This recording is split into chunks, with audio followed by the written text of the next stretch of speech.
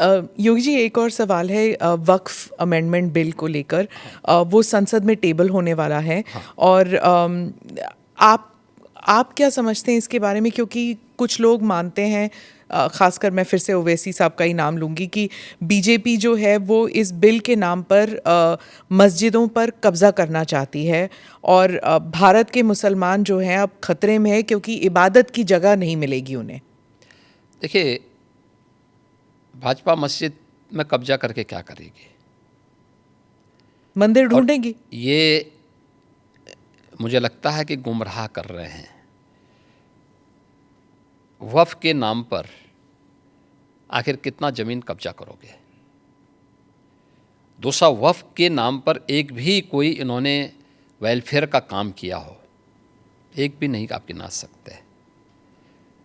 देखिए, वक्फ के नाम पे जो भी आता है उसने उस प्रॉपर्टी को अपने व्यक्तिगत स्वार्थ के लिए दुरुपयोग किया है, बेचा है, औने पौने दाम पे बेचा है। आज स्थिति क्या है? एक एक प्रॉपर्टी के लिए कई कई लोगों को इन्होंने प्रॉपर्टी को बेचा है। उससे विवाद हो रहे हैं, उससे तमाम प्रकार के संकट आने वाले समय में होंगे। जो बसे हैं उनके लिए भी और जिन लोगों ने पैसा दिया है उनके लिए भी, क्योंकि पूंजी उन सब की डूब जाएगी। तो ये तो इससे बड़ी बेवकूफ़ बनाने वाली कोई बात ही नहीं हो सकती है। दूसरा, इन्होंने कोई भी संपत्ति देखी, देखिए सरकारों पर यही एक दबाव बना करके ब्लैकमेलिंग ये लोग करते थे। अलग अलग समय में इन्होंने वक्फ के नाम पर तमाम प्रकार के उल जलूल फैसले लिए हैं। ख़ास तौर पर कि वक्फ जिस लैंड को कह देगी कि ये उनकी है, उनकी मान ली जाएगी। हम भौचक हैं जी, ये कौन सा देश है? आपको एक पावर किसने दे दी है कि आप किसी भी प्रॉपर्टी को कब्जा कर लेंगे? आप किसी भी स्थल को कब्जा कर लेंगे, किसी भी सार्वजनिक भूमि पे कब्जा कर लेंगे? तो ये नहीं हो सकता है। ये वक्फ संशोधन अधिनियम जेपीसी ने जो अपनी सिफारिश की है, ये आज की आवश्यकता है और इसको समयबद्ध तरीके से आगे बढ़ना चाहिए। और मुझे लगता है देश के हित में भी होगा, मुसलमानों के हित में भी होगा। जी, डिलिमिटेशन पर जो दक्षिण के राज्य हैं वो थोड़े नर्वस कह लीजिए। वो कहते हैं कि पॉपुलेशन के आधार पर रिप्रेजेंटेशन नहीं होना चाहिए। वो कह रहे हैं कि उनकी जो पहचान है वो खतरे में है। देखिए,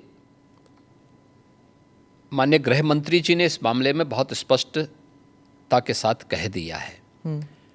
और ये केवल स्टालिन के नाम ने जो बैठक की है, केवल एक राजनीतिक एजेंडा है उनका। मुझे लगता है कि माननीय गृह मंत्री जी के वक्तव्य के बाद इस पर कोई भी प्रश्न नहीं खड़ा होना चाहिए। तमिलनाडु में ही हिंदी भाषा को लेकर काफ़ी विरोध हो रहा है। आप हिंदी बेल्ट के एक मुख्यमंत्री हैं, तो आप इस बारे में क्या सोचते हैं? देखिए, देश को भाषा के नाम पे या क्षेत्र के नाम पे नहीं बांटा जाना चाहिए। और हम आभारी हैं प्रधानमंत्री मोदी जी के, जिन्होंने वाराणसी में लगातार काशी तमिल संगमम की इस बार तीसरे संस्करण को भी यहाँ पे आयोजित करवाया। यानी एक तरफ काशी है और उत्तर प्रदेश है, जिसमें काशी तमिल संगमम का आयोजन हो रहा है।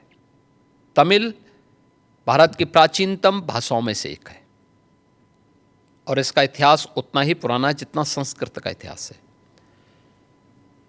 हर भारतीय के मन में तमिल के प्रति श्रद्धा और सम्मान का भाव है, क्योंकि भारत की विरासत के बहुत सारे तत्व आज भी उसमें मौजूद हैं।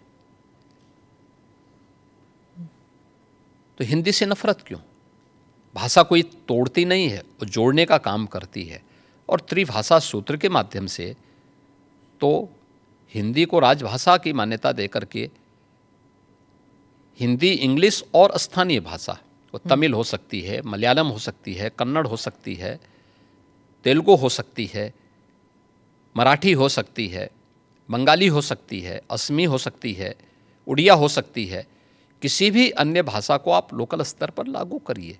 ये तो देश के अंदर एकता का संदेश देने वाला, उत्तर से दक्षिण तक, पूरब से पश्चिम तक पूरे भारत को एकता के सूत्र में जोड़ने वाला माध्यम है। और मुझे लगता है कि भारत का राष्ट्रगान भी इसी बात का संदेश देता है ये केवल एक संकीर्ण राजनीति है। जब इन लोगों के वोट बैंक खिसकते हैं तो ये लोग इसी प्रकार की क्षेत्रीयता की और भाषाई आधार पर बांटने की दुरभिसंधि करते हैं। जनता जनार्दन को देश की एकता के लिए इस प्रकार के किसी भी षड्यंत्र से हमेशा सचेत रहना चाहिए। कर्नाटका में और तमिलनाडु में, खासकर इन दोनों राज्यों में कई लोगों का मानना है कि जब यूपी या बिहार के जो हिंदी स्पीकिंग स्टेट्स के लोग जाते हैं और वहाँ पर बसते हैं, 10-15 साल भी रहते हैं, पर वहाँ की स्थानीय भाषा नहीं बोलते, हिंदी ही बोलते हैं, और ऑटो रिक्शा वालों के साथ या फिर किसी रेस्टोरेंट में हिंदी में ही बात करते हैं, स्थानीय भाषा में नहीं करते।